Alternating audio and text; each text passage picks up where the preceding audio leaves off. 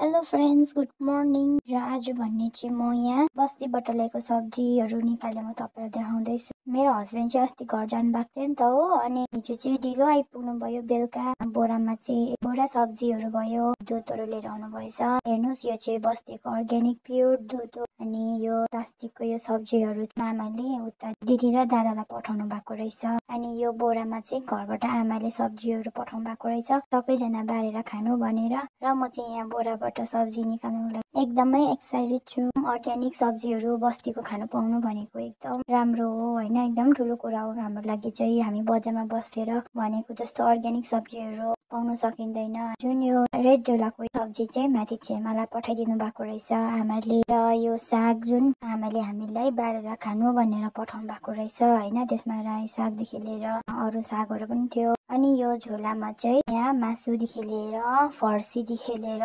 दालहरू जति सब्जीहरू छ त्योहरू छ, धनियाँहरू छ। अनि यो चक्लेट चाहिँ मेरो हस्बेन्डले मलाई ल्याइदिनु भएको। So by by guys.